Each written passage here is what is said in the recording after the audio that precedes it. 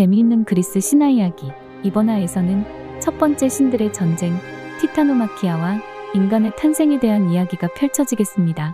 그럼 바로 시작하겠습니다. 제우스 형제들이 지배자 위치에 오른 걸 수긍할 수 없던 티탄들은 제우스 연합의 전쟁을 선포합니다.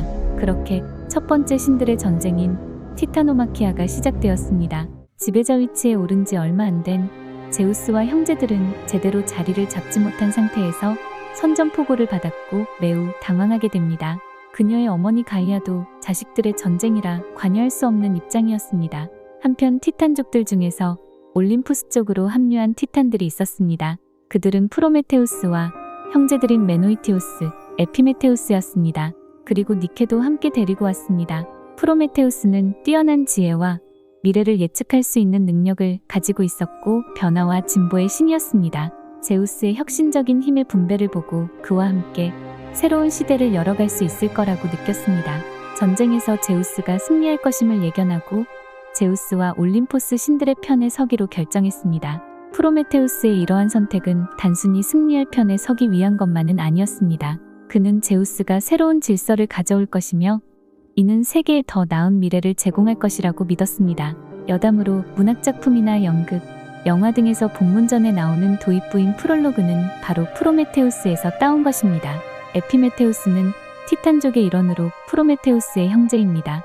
그의 이름은 후에 생각하는 자 또는 후행하는 자를 의미하는데 이는 그가 행동하기 전에 충분히 생각하지 않는다는 성격을 반영합니다.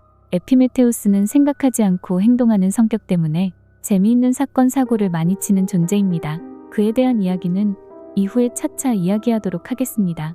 여담으로 문학작품이나 연극, 영화 등에서 이야기가 끝난 후 나오는 에필로그는 에피메테우스에게서 따온 것입니다. 메노이티우스는 티탄족의 일원으로 불행과 고난의 신이기도 합니다. 그는 티탄족 이아페토스에게서 태어난 네 자식 중 하나로 그의 형제에는 유명한 프로메테우스, 에피메테우스, 아틀라스가 있습니다. 그는 특히 오만하고 자만심이 강한 성격으로 묘사됩니다. 티타노마키아 전쟁 중에 제우스 편에서 같이 싸웠으나 제우스에게 반항하다가 벼락을 맞고 타르타로스에 던져진 것으로 묘사됩니다. 니케는 승리의 여신으로 제우스와 다른 올림포스의 신들을 도와 신들의 전투에서 승리를 가져다주는 역할을 했습니다. 니케는 전투 중 제우스의 수레를 몰고 전장을 누비며 신들의 승리를 촉진하는 모습으로 묘사됩니다. 제우스와 올림포스 신들의 승리 후에 니케는 영예와 승리의 상징으로 여겨지게 되었습니다. 여담으로 스포츠 브랜드인 나이키는 승리의 여신 니케에서 유래되었고 로고도 니케의 날개를 형상화하여 활용한 것으로 알려져 있습니다. 한편 제우스 편에 합류한 프로메테우스는 타로타로스에 갇힌 키클롭스 삼형제와 헤카톤 케이레스 삼형제를 풀어주어 같이 싸우면 무조건 승리할 거라고 제우스에게 알려줍니다. 하지만 젊고 패기가 가득했던 제우스는 티탄들과 해볼만하다고 생각했는지 그의 의견을 묵살하게 됩니다. 신들의 세계에서도 어른들의 말을 듣지 않는 건 똑같네요. 그렇게 올림푸스 신들에게 일부 타이탄들이 합류하였고 전쟁이 시작되었습니다. 올림푸스 신들은 프로메테우스의 미래의지 덕분에 어느 쪽을 누가 어떻게 공격해오는지 알고 있었지만 압도적인 힘의 차이를 극복하지 못하고 무려 9년간이나 전쟁에서 계속 밀리게 됩니다. 그렇게 계속 밀리기만 하던 제우스는 결국 프로메테우스의 조언대로 키클롭스 삼형제들과 헤카론 케이레스 삼형제를 타르타로스에서 해방시켜 전쟁에 참여시킵니다. 이는 전쟁에 큰 변화를 가져오게 되는데 키클롭스들의 외모는 엄청나게 강력해 보이지만 몸이 너무 느리고 소녀소녀한 성격으로 매우 여려서 꽃을 좋아하며 평화로운 것을 좋아하고 싸우는 데는 소질이 없었습니다. 하지만 그것과는 다르게 키클롭스들은 엄청난 실력의 대장장이들로 올림푸스 신들에게 강력한 무기들을 제작해 주었습니다. 먼저 제우스에게는 강력한 번개를 만들어 주었는데 이는 폭풍과 천둥 번개를 자유자재로 다룰 수 있었습니다. 포세이든에게는 창을 만들어 주었고 그것은 폭풍과 바다와 지진을 지배하고 조종할 수 있었습니다. 그 다음 하데스에게는 투명 모자를 만들어 주었습니다. 그것은 착용하는 순간 투명 상태로 변하고 신들과 인간의 세계를 자유롭게 돌아다닐 수 있게 해줍니다. 그렇게 새로운 무기를 장착한 올림푸스 신들은 타이탄에게 강력한 반격을 가하게 됩니다. 9년 동안 밀렸으나 이번에는 다르게 보였습니다. 점차 올림푸스 신전 쪽으로 밀어붙이며 거의 승리하는 듯 했으나 타이탄족들의 힘과 전투 능력은 상상을 초월했습니다. 특히 아틀라스의 힘과 전투 능력은 그들을 뛰어넘는 것이었습니다.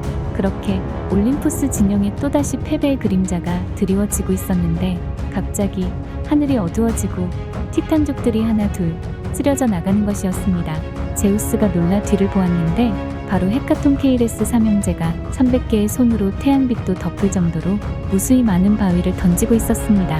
몸집이 거대했던 타이탄들은 틈도 없이 날아오는 바위들을 피하기가 버거웠고 결국 타이탄들은 바위 세례와 올림푸스 신들의 공격을 견디지 못하고 쓰러졌습니다. 그렇게 10년간의 티타노마키아 전쟁이 마무리됩니다.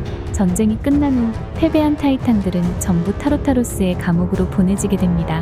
그중 티탄족의 리더 중 한 명이었고 제우스와 직접적으로 맞서 싸우며 가장 큰 피해를 입혔던 아틀라스에게는 다른 형벌이 내려졌습니다. 제우스는 아틀라스에게 지구와 하늘 사이의 경계에 서서 하늘을 등에 지고 영원히 서 있게 하는 가장 가혹한 처벌을 내립니다. 그 후 아틀라스는 지구를 짊어지고 있는 모습으로 묘사됩니다.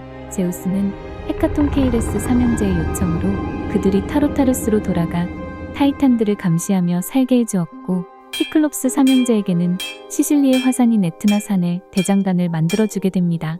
한편 10년간이나 지속된 전쟁으로 지상은 그야말로 폐허가 되었습니다. 이를 재생하는 건 쉬운 일이 아니었는데 제우스는 지혜와 능력이 출중한 프로메테우스에게 이 임무를 맡기게 됩니다. 프로메테우스는 지상에 내려와 살며 무수히 많은 동물들을 만들게 됩니다. 그렇게 동물들을 전부 만든 프로메테우스는 마지막으로 신의 형상을 그대로 닮은 생명체를 흙으로 만들게 됩니다. 이는 에일리언 시리즈의 영화 프로메테우스의 소재로도 등장합니다. 그렇게 프로메테우스에게서 만들어진 게 바로 최초의 남성 인간들입니다. 프로메테우스는 이때 동생 이아페토스를 데려와 같이 일을 하였는데 이것이 앞으로 일어날 큰 재앙의 씨앗이 되어버리고 맙니다. 재미있는 그리스 신화 이야기 다음화에서는 인류의 탄생과 번영 그리고 프로메테우스와 제우스의 갈등 때문에 탄생한 최초의 여성과 그로 인한 대재앙의 시작에 대한 이야기가 펼쳐지겠습니다. 좋아요, 구독, 알림 설정 해주실 거죠? 부탁드립니다. 감사합니다.